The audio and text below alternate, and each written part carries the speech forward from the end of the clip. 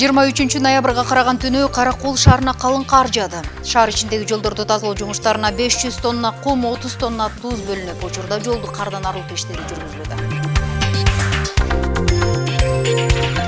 Балыкчы шаарында мас абалында унаа башкаргандыгы үчүн 2 айдоочуга айып пул салынды. Мындан сырткары аталган шаардагы чоң базардын тегерегиндеги жол тыгындарына жол эрежелерин бузган убагында айып пулду төлөбөгөн айдоочуларга көзөмөл жүрдү. Тоң районундагы Төрткүл айылында бала бакча толугу менен оңдоп түзөлүп, ачылыш аземи болду. Саламатсыздарбы? Ушул жана башка кабарларды топтом менен тааныштырып, кызматыңыздарда мен Гүлбарчын Молдоева. Кыргызстанда 23 ноябрга карата 6 бейтап коронавирустан каза болду. Анын экөө Бишкек шаарында, бир учур Талас облусунда, 2 учур Чүй облусунда, дагы бири Ош облусунда катталды.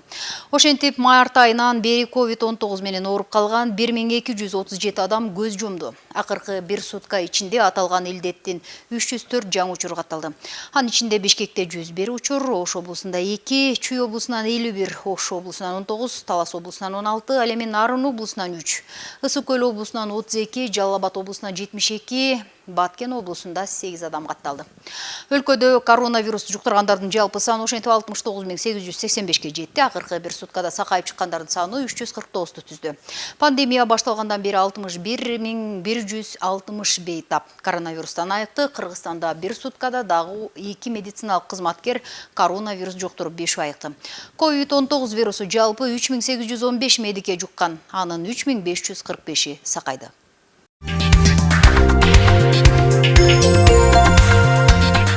Кыргызстанда Конституциянын жаңы долбооруна каршы кол чогултуу башталды. Бул тууралуу 23 ноябрда юристтер тобу Бишкекте шашылыш конституциялык реформа, мыйзамдуулук жана негиздүүлүк деген темада өткөргөн брифингде билдиришти. Юристтердин айтымында кол чогултуу электрондук ыкма менен 3W чекит стоп референдум таякча kg.com сайты аркылуу жүрүп жатат. Демилгечилер референдум тууралуу мыйзам долбоорун чакыртып алуу жана парламенттик шайлоо өткөрүү үчүн кеминде 500 000 кол чогултууну көздөп жатышканын маалымдашты. Конституциялык укук боюнча эксперт, юридика илимдеринин доктору Сания Токтогазиева, эгерде азыр биз конституциялык реформага ушундай жол менен барсак, анда 1-2 жылдан кийин кайра эле ушул жолго түшөбүз. Кайра эле Кыргызстан мамлекеттик төңкөрүштүн барымтасында кала берет деген оюн билдирген. Конституциянын жаңы долбоору иштелип чыкканы 17 ноябрда белгилүү болгон. Аны референдумга чыгарыш үчүн коомдук талкууга коюу тууралуу мыйзам долбооруна 80 депутат демилгечи экенин расмий жарыялады. Кийин ал депутаттардын айрымдары демилгечи болуудан баш тартканын билдиришти жана баш мыйзамдын долбоорун жазбаганын, аны көрбөгөнүн, ага автор эмес экенин айтып да чыгышкан. 20 ноябрда президенттин милдетин аткаруучунун жарлыгы менен 80ден ашуун окумуштуудан жана коомдук ишмерден турган конституциялык кеңешме түзүлдү. Ал кеңешмеге конституциянын жаңы долбоорун талкуулоо жана парламентке сунуш киргизүү милдети жүктөлдү. Кеңешменин төрагасы Бекбосун Бөрүбашев конституциялык кеңешменин иши 15-20 күнгө созуларын болжоду. Жаңы конституциянын талапкерлери, эгер ал кабыл алынса, Кыргызстанда бийликтин жоопкерчилиги күчөй турганын айтып жатышат. Ал эми оппоненттер өлкөдө авторитардык бийлик орношу ыктымал деген кооптонуусун да билдирүүдө.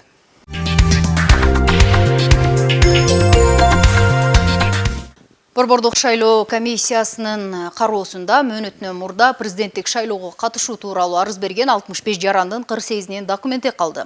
Бул тууралуу 20 ноябрда Боршайкомдун жетекчисинин орун басары Абдыжапар Бекматов билдирген.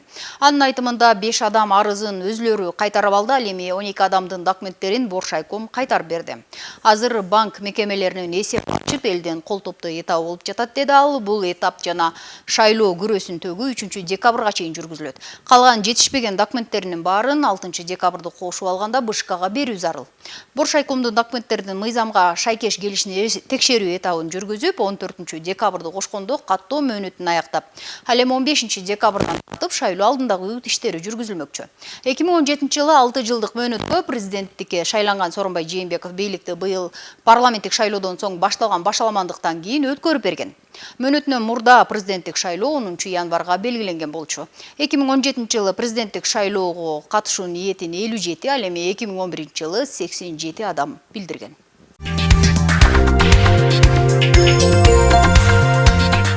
Чолпон Ата шаарында үй бүлө түрүндөгү камкордук темасына арналган тажрыйба алмашуу семинар уюштурулду. Иш-чарага Ысык Көл жана Нарын облустарынын жергиликтүү бийлик өкүлдөрү, ошондой эле Эмгек жана социалдык өнүктүрүү министрлигинин өкүлдөрү катышты.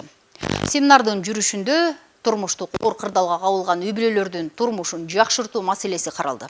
Эки облуста интернаттардагы жоюу аркылуу балдарды толук кандуу үй бүлөдө тарбиялоо сунуштары киргизилген. Теманын жүрүшүнөн кабарчы Гүлбара Барктабасова айтып берет. Евросоюздун колдоосу менен уюштурулуп жаткан тажрыйба алмашуу иш-чарасында пилоттук райондордун алып барган иштери каралды. Үй бүлөлүк зордук зомбулукка кабылган жана тобокел тобундагы аялуу катмардагы үй бүлөлөрдүн иштерин жакшыртуу боюнча бир катар маселелер үстүндө талкуу жүрдү. Эмне максаттарыбыз бар, эмне кемчиликтерибиз бар деген талкуу жүрүп жатат. Мисалы үчүн Кочкор районунан келген өкүлдөр, Нарын областынан келген өкүлдөр, айыл өкмөттөрү, ошол эле социалдык тармакты өнүктүрүү башкармаларынын тарабынан эмне жумуштар кылынып атат. Ошол эле мезгилде учурда биздин ушул Ак Суу, Жети Өгүз райондарында эмне жаңылануубуз болду. Фостерлик үй бүлөлөр боюнча маселелер, айдор социалдык тармактагы эң көп маселелер, көйгөйлөр, жаңы жышаандар иште. Ушул киргизүү боюнча Кочкор районунун Нарын областынын абдан көп жаңылануусу бар экен. Бизде да ошол эле учурда ушул постерлик үй бүлөлөр боюнча Ысык Көл областында жакшы иштер болуп атат. Аларга биз өзүбүздүн тажрыйбабызды көрсөтүп, ушул тажрыйба алмашуу максатында семинар болуп атат. Белгилей кетсек, Эмгек жана социалдык өнүктүрүү министрлиги тарабынан атайын долбоор иштелип чыккан. Ал 2 пункттан туруп, биринчиси балдарга үй бүлөлүк тарбиялоо көрсөтүү жана үй бүлө институтун бекемдөөгө багытталган. Мындан сырткары балдар тарбиялануучу интернаттарды жоюу, балдардын толук үй бүлөдө тарбияланышына шарт түзүп берүү иштерин аягына чыгаруу маселеси коюлду. Фостерлик үй бүлө ар бир областта бар. Бүгүнкү күнү 63 бала тарбияланып атат. Фостерлик үй бүлөдө бардыгы республика боюнча 156 бала тарбияланып чыккан. Фостерлик үй бүлөдө тарбияланган бала менен интернаттык мекемеден чыккан баланын айырмасы аябай чоң. Фостерлик үй бүлө бул үй бүлөдө тарбияланган бала жана кийинки турмуш жолун сапарына аттанганда ал бала толук кандуу даяр. Ден соолугу дагы, ошондой эле көз караштары ал баланын ошо тажрыйбасындай салым такыр башка да жана мамлекеттен кеткен чыгым дагы 2-3 эсе азыраак кетет. Интернаттык мекемени каржылоо абдан чоң акча болуп да турат. Ошондой эле аны бүткөн балдар кайта эле мамлекеттин башка мекемелеринде көрүп атабыз. Биз бул карылар үйүндө, же болбосо жана үй жайы жок жашап аткан ошол жактан көрүп калып атабыз. Түрмөлөрдөн балдарды көрүп калып атабыз көп пайызда. Алар турмуш жолун түзүп кеткенге даяр эмес да интернаттан. Үй бүлөнүн тарбиясын көрбөгөндөн кийин бул чоң айырма. Ошондуктан азыр үй бүлөлүк тарбияда балдарды тарбиялаганга биз чоң басым жасап, ошол иштер азыр жүрүп атат. Турмуштук оор кырдаалга кабылган жашы жетелек балдарды жана үй бүлөлөрдү укуктук жактан коргоо жана камкордукка алуу, алар үчүн социалдык кызмат көрсөтүүнү жөнөкөйлөтүү боюнча Кочкор районунда бирдиктүү терезе долбоору ишке кирген. Бирдиктүү терезеде мына ошол бир киши келип, мына аял жолдоштор өзгөчө үй бүлөгө айыл өкмөттө ушундай эле бир маселе менен келет да, көбүнчө жерлери маселе жеринде эле чечилсе болот. Түшүндүрүү иштери, ведомстволор аралык иштери жакшыртуу, айылдагы жана аксакалдар соту, аялдар соту, жаштар кеңеши, аялдар кеңеши кандай иш алып барат бири-бири менен телмектөө. Ушул иштерди алып барууга мисалы бизде бирдиктүү эле киши, мисалы бир терезеге келип эле бир киши бүт маселени чечип кете алат да, жок мен муну билбейм, ал эртең келет, ал үчүн тиги бөлүмгө бар, аны мен тейлебейм деген жок бизде. Бир эле жерден бир маселе чечилет. 20 ноябрь бүткүл дүйнөлүк балдар күнүнө арналган иш-чарада үй бүлөнү бекемдөөгө багытталган маселени коомчулук деңгээлинде чечүүгө басым жасалды. Эки облустун ортосундагы тажрыйба алмашуу аракеттери мындан ары да улана берерин белгилешти. Гүлбара Барктабасова, Таалай Эргешев, Сергей Мищенко, Ысык Көл маалымат кызматы үчүн Ысык Көл районунан.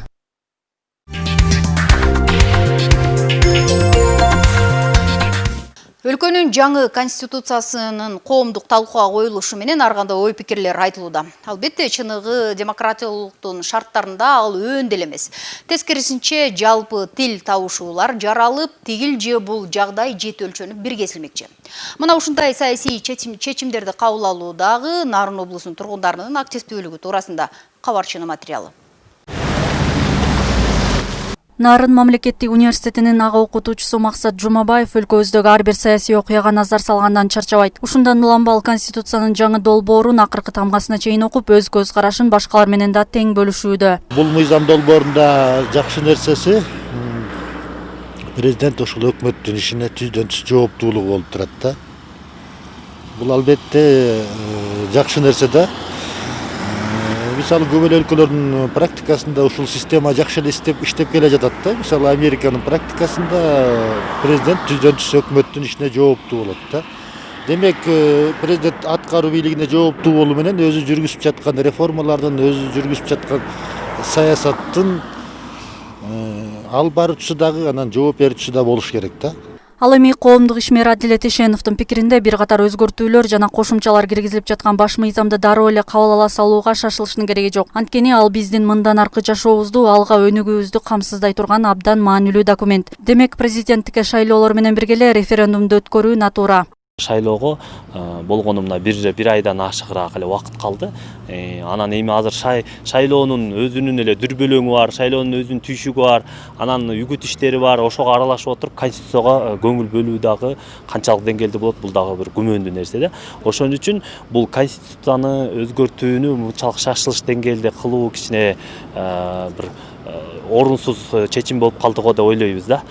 Ушу тапта кызуу талкууланып жаткан баш мыйзамда белгиленгендерге көз чаптырсак, элдик курултай институтун киргизүү, парламент мүчөлөрүн 90го чейин кыскартуу каралган. Партийный система бул авторитардык режимге алып келет. Биз ушуну элдер билет байкуштан көтөрүлүп атат. Бирок ачык көп киши ушуну айтып, окумуштуу да, ученый да, аналитиктер, саясатчы ушуну ачык керек болуп, көзүн ачык керек болчу да. Азыр деле кайсы партия келсе, ошо партия, мисалы мен президент болсом, менин партиям бар да. Ал партия мен айтканча айт, менин күчүмдү, бийлигимди бекемдейт дагы, бара-бара жүрүп отуруп, авторитарный катуу режимге алып келет да булчу. Ошол эле учурда теңиртоолуктардын арасында эгемендүү Кыргыз Республикасынын эң алгачкы 1993 жылдын 5 майында кабыл алынган конституциясын толугу менен колдогондор да бар. Эгер бийлик өз кызыкчылыктарына жараша өзгөртө беришпегенинде бүгүнкүдөй кыйын кырдаал жаралбас эле дешет алар. Айнура Орозобекова, Нурлан Чойбеков, Ысыккөл жаңылыктар кызматы үчүн Нарын облусунан. 23 ноябрга караган түнү өлкө аймагында калың кар жаады. Мындан улам Каракол шаардык жол чарба муниципалдык башкармалыгынын кызматкерлери жолду тазалоо иштерин колго алышууда. Таң эрте 8 жол тазалоочу техника ишке тартылып, жолду кардан арылтуу тынымсыз жүргүзүлүүдө. Шаар мэринин убактылуу милдетин аткаруучу Ермат Жумаев шаар ичиндеги жолдорду тазалоо жумуштарына 500 тонна кум, 30 тонна туз бар экендигин билдирди. Бул туурасында кененирээк Салтанат Сарикеева айтып берсин. Каракол шаарындагы 70 километр асфальт жолду тазалоого таң эрте 8 техника тартылды. Каракол жол чарба муниципалдык башкармалыгында буга чейин техниканын тартыштыгы көйгөй жаратып келген болсо, быйылкы жылы 5 миллион сомго жаңы техника Ысыккөлдү өнүктүрүү фондунан алынып келинген. Ошентсе дагы Каракол шаары үчүн жол тазалоодо 8 техника аздык кылат. Бүгүнкү кардын жаашына азыр 6 жаңы техника иштеп атат.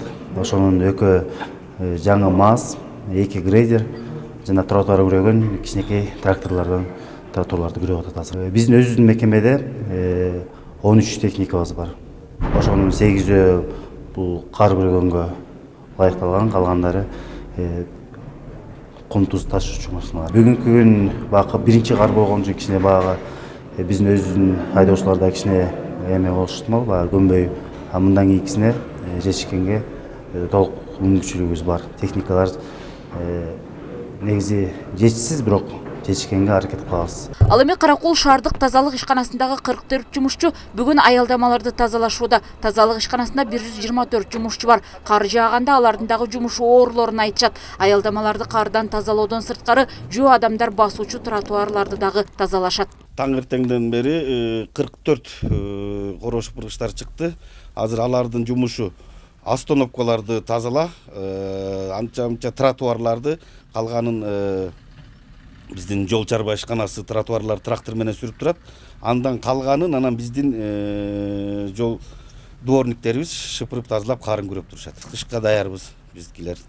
Дорожниктер даяр, биз да даярбыз. Биздики баары камсыздалган, күрөк, шыпыргылар менен камсыздандырылган.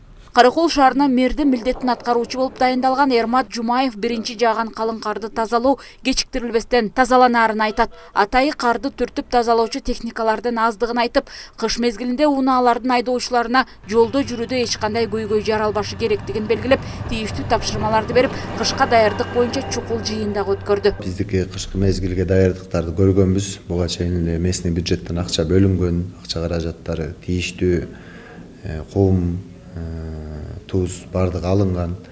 Азыр эми техникабыз аздык эле болбосо, негизи колдон келишинче тазалап, башка мекемелердеги техникаларын чыгарып, иш алып барганга аракет кылып атабыз. Бирок айтып кете турчу нерсе, бизде техника өтө аз.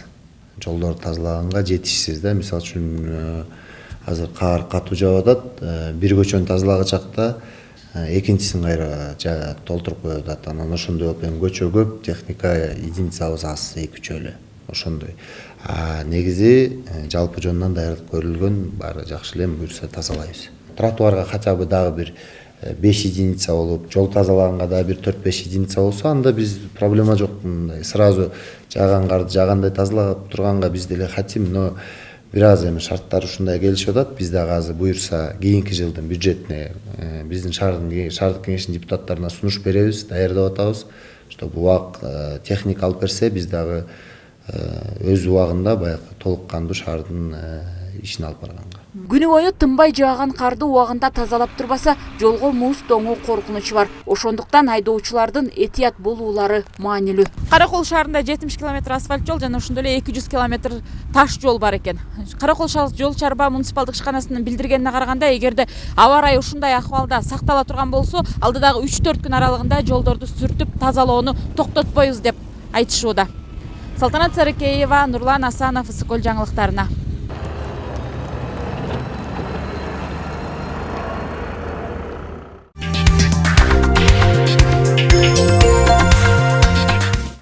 Балыкчы шаарындагы жол кыймылынын коопсуздугун көзөмөлдөө кызматкерлери тарабынан мас абалындагы 2 айдоочуга жана 4 жөө жүргүнчүгө айыппул салынды.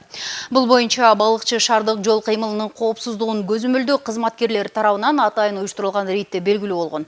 Анда шаар боюнча май кызматкерлери Балыкчы шаарындагы чоң базардын тегерегиндеги жол тыгындарына жол эрежелерин бузган, убагында айыппулду төлөбөгөн айдоочуларга көзөмөл жүргүзүштү. Кененирээк кийинки материалда.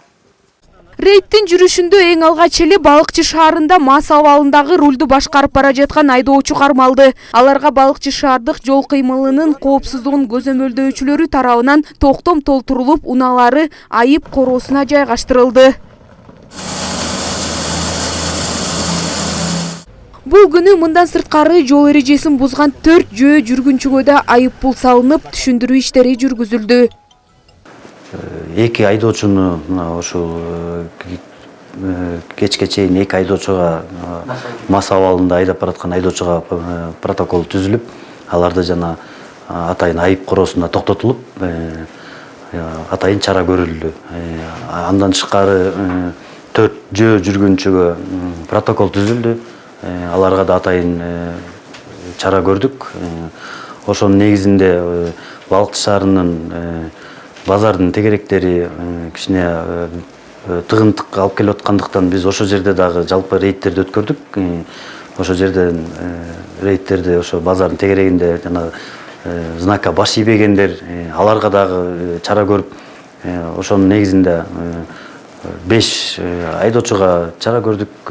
Ошо бүгүнкү рейдтин негизинде Балыкчы шаарында жалпы 10 айдын жыйынтыгы менен 44 мас абалындагы жарандар кармалып, мыйзам чегинде чаралар көргөзүлдү. Ошондой эле жол эрежелерин бузуп, убагында айыппул төлөбөгөн 12 жаран кармалып, тийиштүү чаралар көргөзүлдү. Жазгүл Сатаева, Асталбек Саманчиев, Сергей Мишенко, Ысыкөл маалымат кызматы үчүн Балыкчы шаарынан. Тоң районундагы Төрткөл айылында балабакча толугу менен оңдоп түзөлүп, ачылыш аземи болду. Союз ыдыраганы таптакыр каралбай, каражат болбогондуктан улам кулап калуу коркунучунда кептелип да калышкан. Эми мына ал көйгөй үйлөр унутта калып, калк мүддөсү орундалды. Бакчага келүүчү балдардын да саны арбып жатат, пайдалануучу эмеректерде бардыгы жаңыртылды. Айыл аймак башчысы Урмат Байсеркеев дагы алдыда ушул өңдү көптөгөн иштер жасаларын билдирген. Тоң районунун Төрткүл айыл аймагынын башчысы Улан Байсеркеевдин аракет арбын. Ал өзү жашаган аймактын ар бир айылына жаңы имараттарды куруп жатат. Бул жолу Төрткүл айылындагы бала бакча капиталдык оңдоп түзөөдөн өтүп, ачылыш аз эми болду. 1964-жылы курулуш иши башталып, 1967-жылы ишке берилген. Ошол күндөн ушул күнгө чейин бир дагы оңдолбогонун көрүп билгендер айтышат. Эми болсо дубалынан башкасы бүт жаңыртылды.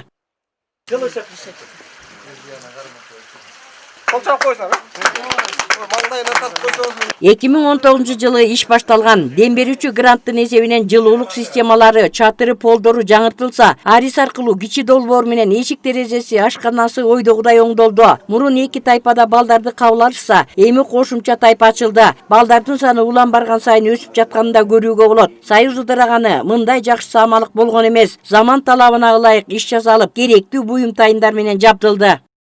Төрткүл айылындагы номер 5 балдар бакча үйүн бул капиталдык ремонттон өткөрүүдөн кийинки ачылыш аземинде турабыз. Бул капиталдык ремонт 2019 жылы башталган. Дем берүүчү грант аркылуу, чатырлар алмашылып, отоплениясы коюлуп, полдору жасалган. Андан тышкары терезелери, эшиктери, калган ашканасы бардыгы арис уюм аркылуу, кичи долбоор менен АИС ПС3 долбоор аркылуу капиталдык ремонттон өткөрүлүп, 2 долбоор биригип, ошо толук капиталдык ремонттон өткөрүлүп отурат бүгүнкү күндө. Буга чейин ушу жылытуу системасы, терезелери талапка жооп бербей, Союз убагынан бери капиталдык ремонттон өткөн эмес. Бүгүнкү заманбап, бүгүнкү замандын талабына ылайыктуу алыштырылып, жана санитардык нормаларга ылайыкташып, ар бир тайпада ичинде кухнясы, ажатканасы бар, ичинде баары тең азыркы заманбап шартка ылайыктуу жасалды. Эң негизгиси бул жерде буга чейин 2 гана тайпа болсо, бүгүн 3-чү тайпа кошулду, капиталдык ремонт өткөндөн 3-чү тайпа кошо кошулуп ачылып отурат. Бизге далайдан бери көйгөй болуп келе жаткан бала бакча эле, ушу мына бала бакчабыз бүгүн ачылып, аябай айылы аябай ушунчалык жакшынакай кубанычта туруп атабыз. Бакчабыз 75 орунду. Мына мурда деле эски бала бакчабыз бар болчу, бирок ортожодо жанагы эмеге жараша жакшы болбой калган. Ана мына Урмат Жакшылыкович Байсеркеев бизге айыл өкмөт башчысы болуп келгенден бери ушундай алгылыктуу иштер жүрүп атат. Ошонун катарында ушул бакчабыз грант менен жанагы Өсүкөл өнүктүрүү банкынын жардамы менен ушундай жакшынакай даражага жеттик. Бул бакчада 19 адам эмгектенет. Бардыгы келечек мундун тарбиялуу өсүшүнө аракет көрүшөт. Анан албетте билим берүү да унутта калбаганын көрүүгө болот. Учурдагы элдин көпчүлүгүн кооптондурган илдет маалында коопсуздук эрежелери так сакталып жатат. Мурунку аты келечек балдар бакчасы болчу. Бул 64-жылы курулуп, 67-жылы ишке берилген экен. Ошол күндөн ушул күнгө чейин эч кандай капиталдык ремонт иштери жүргүзүлбөй, мындай айтканда, талапка ылайык келбей калат. Эң негизги максат балдардын туура тамактанып, дене түзүлүшүнүн өсүшүнө жана башка көптөгөн жагдайларга көңүл бөлүү. Мындай иштегендер үчүн да ыңгайлуу шарттардын түзүлгөнү көңүл жылытарлык иштердин бири болуп калды. Гүлжан Кыдыралиева, Данияр Акунов, Сергей Мищенко, Тоң районунан. Өкмөттүн Талас облусунда ыйгарым укуктуу өкүлү Айбек Бузурманкулов Нуржанов айыл аймагындагы МТФ айылындагы ишкердин күнөсканасы менен таанышты. Ишкер 2015 жылдан бери өзүнүн коросундагы чакан жерге күнөскана куруп, бадыраң өстүрүп келет. Аны кеңейтүү үчүн учурда жеңилдетилген насыяга муктаж. Теманы кабарчы улантат. Нуржанов айыл өкмөтүнө караштуу бул айылдын тургуну Нуржан Байжигитов 5 жылдан бери күнөсканада бадыраң өстүрүп ишкерлик кылып келет. Ишкер 3,5 соттук аянтагы бул күнөсканадан жайындасы күнүнө 60 килограммдан бадыраң алса, кышкысын 2 күндө 50-60 килограммдан бадыраң алып сатыкка чыгарат. Органикалык дарыланбаган таза бадыраңга суроо талап да жогору. Бул күнөскананы 2015 жылдан бери ушундан бери иштетип келем. Азыркы убакта ошо өзүңүздөр көрүп тургандай мына күнүгө кыштыкы убакытка байланыштуу күнүгө эмес, бир 2-3 күндө бир терме болуп атат да, бир 50-60-70 ушундай килограмм тегерегинде түшүм алып атабыз. Ошого шүгүр дейбиз. Жайдын күндөрү күнүгө түшүм алынат да. Бул жерде ал жерде эми баягы өстүрүү өзүнүн шарттары да, мисалы химия бар, органический химия, неорганический химия деген бар. Ошодон мисалы химия көп, бардыгы химия берип өстүргөндөр да. Бизде андай химия көп колдонбойбуз да. Жалаң органический удобрениялар берилет. ошол жагынан дагы даам жагынан ошол жагы эме болуп турат да. Ишкердин күнөсканасы менен облус жетекчи Айбек Бузурманкулов таанышты. Айыл чарба кызматкерлеринин кесиптик майрамына карата каржылык колдоого муктаж ишкерлерге колдоо көрсөтүү зарылдыгын билдирип, күнөскана менен жеринде таанышууну туура көрдүм дейт Айбек Бузурманкулов. Даамы жанагы булардын даамы жана импорт кылгандардан даамдуураак да. Бүгүн ошо келген максатыбыз биринчи аябай жүрөк сүйүндү да. Мындай нерселер Талас облусунда аба суудай керек. Мына кышында биздин мына кафелер бар, эл бар, ошол биздин Бадыран менен камсыз кылганына биз ошол айыл чарба кызматкерлерине миң мерте ыраазычылык билдирип атабыз. Бул ишкерибизге дагы. Бул келген максатыбыз бүгүн биз жана айыл чарба кызматкерлерин кабыл алганда ушундай сөз болуп кетти. Бул жакта ушундай күнөскана өстүрөт, ошого дагы кеңейтилген акча каражат керек экен депчи. Ошол багыттан мен шыр эле барып көрүп, кандай мамлекет тараптан жардам бере алабыз, ошолорду шыр эле чечүү жолун аныктоомайча келип экинчиден таанышып кеттим. Өтө жакшы, Кудай буйруса биз мамлекет жактан ошонун каржылоо механизмдерин жеңилдетүү боюнча иш алып барабыз. Өстүрүлгөн бадыраңдар тынымсыз сатылып, бадыранга болгон суроо талап жогору болгондуктан ишкер келечекте күнөскананын аянтын кеңейтип, күнүнө 1 тоннадан бадыраң алууну көздөйт. Андыктан өкмөт тарабынан берилүүчү жеңилдетилген насыяга муктаж. Бул багытта мамлекеттик колдоонун болоору ишкерлерге жеңилдик дейт күнөскана ээси.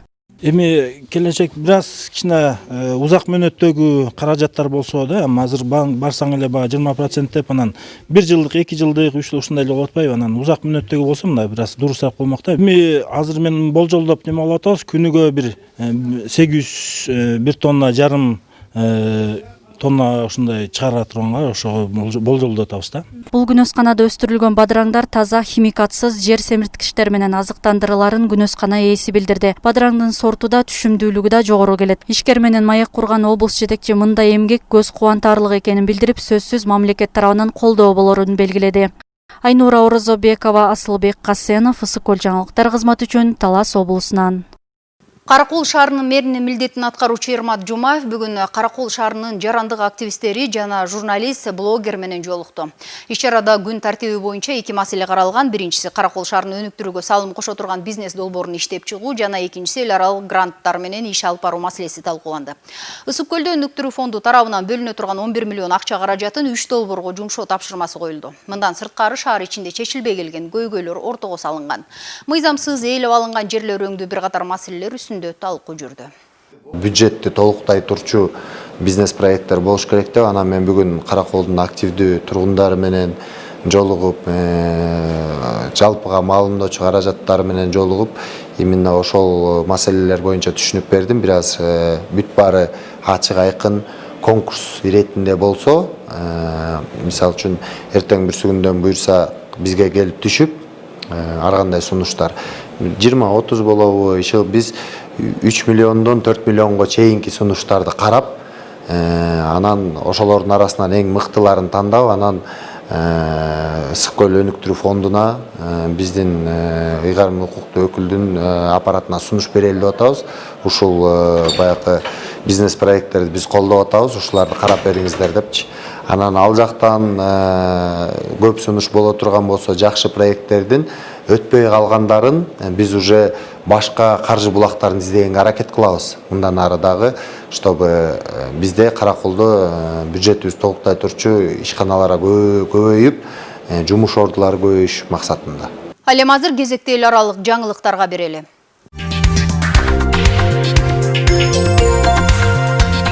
Пенсильвания менен Мичиган АКШ президенттин шайлоодогу добуштардын санын жарыялоого даярданууда. Неваданын шайлоо комиссиясы дагы кошумча 1 күн берүүнү суранды. Аталган 3 штатта тең Дональд Трамптын командасынын арызына ылайык добуштар кайрадан эсептелди. Буга чейин Аризона, Жоржия жана Висконсиндеги добуштар кайрадан саналган болчу. Демократтар бир нече ирет Трамптын жеңилгенин моюндап, талаш-тартыш жаратпастан бийликти өткөрүп берүүгө чакырган. Бул чакырыкка кийинчерээк жогорку кызмат ээлеген республикачылар дагы кошулду.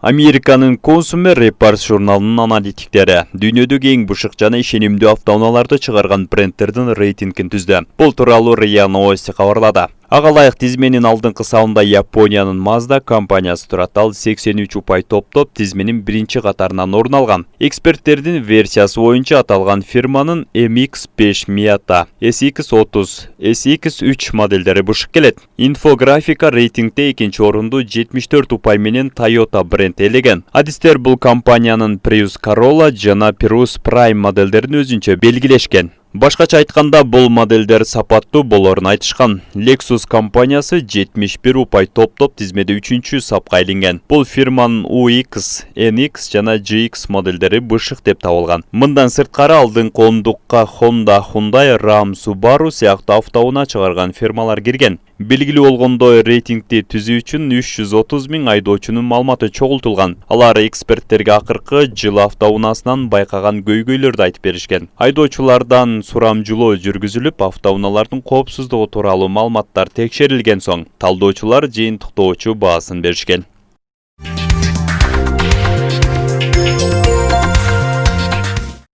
Кече 22 ноябрда президент Дональд Трамптын администрациясы Америка Кошмо Штаттары ачык асман келишиминен чыкканын расмий жарыялады. Белгилей кетсек, 2019 жылы Defense News сайты өздүк булактарына таянып, 2020 жылдын январ айында АКШда келишимден чыгуу чечими кабыл алынышы мүмкүн деп жазган. Бул боюнча АКШ Орусия келишимди бузуп, Абхазия менен Түштүк Осетиянын чек араларынан 10 километр алыстыкта учууга тыюу салган. Ошондой эле Калининград облусунун үстүнөн учууларды чектеген. АКШнын маанилүү инфраструктурасы жөнүндө маалыматтарды топтоо үчүн келишимди кыянаттык менен пайдаланган деп айыптоодо. Дал ушул айыптардын негизинде 2019 жылдын 30 октябрында келишимден чыгуу жөнүндө мыйзам долбоору иштелип чыгып, Сенатка сунушталган. Ачык асман эл аралык келишими Европа коопсуздук жана кызматташтык уюмуна мүчө 23 мамлекеттин өкүлдөрү тарабынан кабыл алынып, 1992 жылдын 24 мартында Хельсинки шаарында кол коюлган. 2017 жылга карата келишимге 34 мамлекет мүчө болуп эсептелет. Кыргыз Республикасы келишимге кол койгон, бирок ратификациядан өтө элек.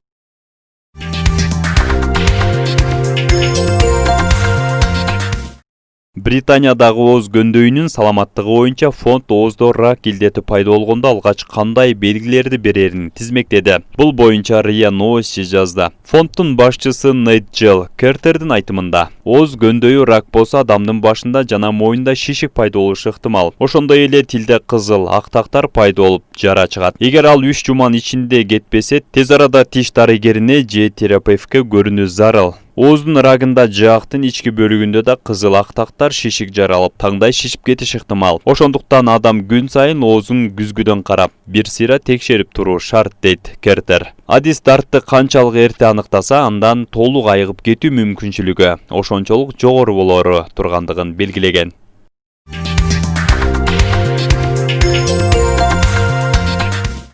Кыргыз гидромет борборунун маалыматы боюнча эртең 24 ноябрда түнкүсүн жана күндүз өлкө аймактарында жаан-чачын күтүлбөйт. Батыштан келген шамалдын ылдамдыгы секундасына 4-төн 9 метрге чейин жетет. Ал эми Ысык Көл облусунда түнкүсү -5, -10, күндүз 0-дон 5 градуска чейин жылыйт. Ал эми башка аймактарда кандай аба ырайы күтүлөт, алдыда кененирээк тааныша аласыздар. Амандыкта көрүшөлү, саламатта калыңыздар.